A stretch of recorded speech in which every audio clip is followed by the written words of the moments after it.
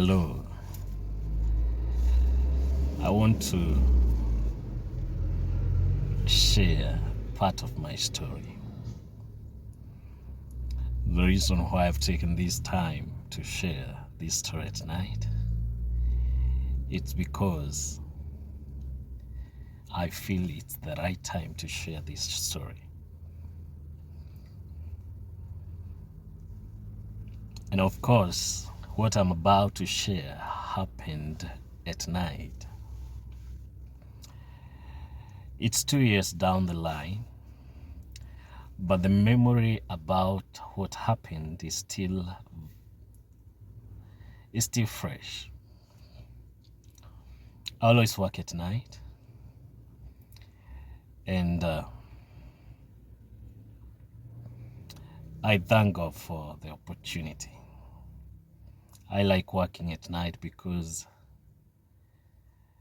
one, there is no traffic jam. It's easy for us to commute from point A to B. So working at night is convenient for me. I really struggle when I decide to work during the daytime. It's really hectic for me. And I hate traffic. I really hate traffic. I want to take you back in 2020. It was January 2020. Actually, it was 1 month before COVID-19. And I was to pick a client from a place called Roaka. And I was supposed to take that client to Kikuyu. It was around 12 midnight. And actually, during that day, I was extremely tired. I felt like I need to rest. When I was contemplating on going back home, that's when the request came in. Back in my mind, a voice was telling me, my instinct was telling me, don't attend to that request. But again, I say to myself, it's a nice deal for me, because the client was telling me that we'll go and wait and then come back. I don't know, but it happened. I accepted the request, and the client came. Actually, they took some time before they boarded. I don't know where they were. I think they were just doing their calculation, because when I was still waiting, I don't know where they came from. Yeah, I was at a place near Quickmart, just thereabout. I don't know where they came from, but they told me to wait from there. That was the pickup point.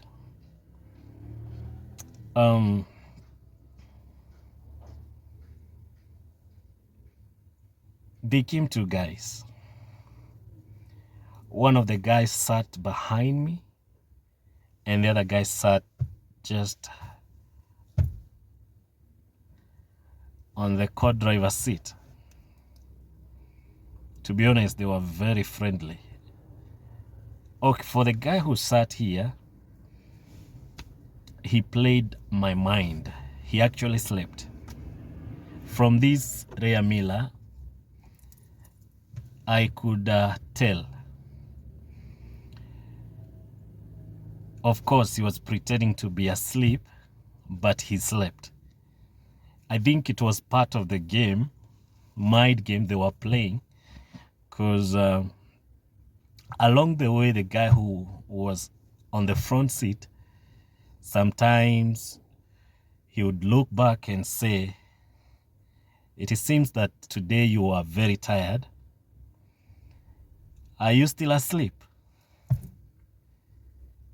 So it was like they were communicating something at that time, and I was very innocent to think of such a thing could happen to me. The trip was nice. To be honest, it was nice. Why am I saying it was nice? The guy cornered my mind with a good story. He was telling me that may God forgive you. His name was John. Of course, I know that was a fake name he was using, because he tried to follow up the matter from the app company. There was nothing much to reveal the identity of the guy. From the true caller, it was a different name altogether. But now from the app, it was John. And John engaged me on a family issue. He was telling me my wife has run away. He has left my small kid, but he has gone with the other kids. And I've been informed to come very quickly from my place of work. But by the time I was arriving, she had already left. And now I want us to follow. And if you can hurry up, the better. At least we try to catch up with the lorry. By the time she's arriving at her home place, we'll be there. Because my intention is to take whatever belongs to me. If she wants to leave me, it's okay. I bought the idea. So along the way, we were like, I like encouraging people. Like, we did talk, and I was like inspiring him. He was challenging me here and there. But along the way, he used to mention, "Me, I, John." I'm saying I, John. And that came back. I mean, that is something that I thought thereafter. After I was trying to imagine what happened, I realized the guy used to insist on him being John. Yeah, it was a red flag for me, but I didn't know. Let me tell you, God communicated to me through instinct, telling me not to go, but I disobeyed. I insisted. I don't know if it was because of greed for money. May God forgive me. Again, along the way, the car misbehaved in a way. It started jacking. It was an abnormal for me. I had not experienced such with the car, and I was tempted to stop and check, but I forced the car I forced it to continue the journey. I was about to, and I think God was still communicating to me, but I insisted. I still want to please the customer. Hey, my friend, during that time, it's when Waiaki was under construction, so the road were not well organized, because the place they wanted me to take them, it was on the other side of the road, so we'll have to go as if you pass Zabezi, and then you go find a turning. It was a weird way because the road was under construction. I think the people who come from those sides, they can relate with the idea. It was back then. And I remember we made a turning, and then we are like coming back towards town. And then they said, you're going to take that slip road. We're going to drop just there. We went off the road a little bit, and then just slightly, like 50 meters off the main road, the guy told me it's right there. Something I did tell you, along the way, the guy at the back, I would hear him trying to prepare his knuckles. I think you can tell by the size. So maybe they were thinking I'll struggle, I'll bring them problems. So he was ready for for the attack. God forbid. And wherever you are, John and your friend, and the two more guys, may God forgive you. And may God change your life. What you did to me and what you've ever done to others, it will never go unpunished. You need just God in your life. You did me the worst thing ever. So after he told me that stop there, normally when you're told to stop there, you'll do just like that, and then you go straight to the phone to check the amount. Before I even took the phone to check the amount, the guy behind me strangled me. Wow. It was it was like a drama. It was like I couldn't react. It was so sudden for me. He strangled me. Yeah? And then he started pulling me from behind. Yeah, and this other guy was helping him. Immediately he disengaged the gear, and then he took control of the steering. Yeah, and then he was commanding me, release everything, because I was holding the steering. And then the guy behind is pulling me. With my big body, I was able to fit in between the two seats. Yeah, two more guys came in immediately. Of course, by the time this guy was helping the other guy to pull me behind, he took control of the steering and the seat. He sat here. Another guy came in here, the co-driver. Another guy came back, the back seat. So there were four. I just witnessed the four of them. But now it was very quick, because I don't know who came with the salt tip on the rope, because I was tied. Both my legs and my hands were tied together. And then the salt tip was done all over my head. Thank God it got finished. I everywhere. I couldn't see, I couldn't breathe, but my mouth was okay. So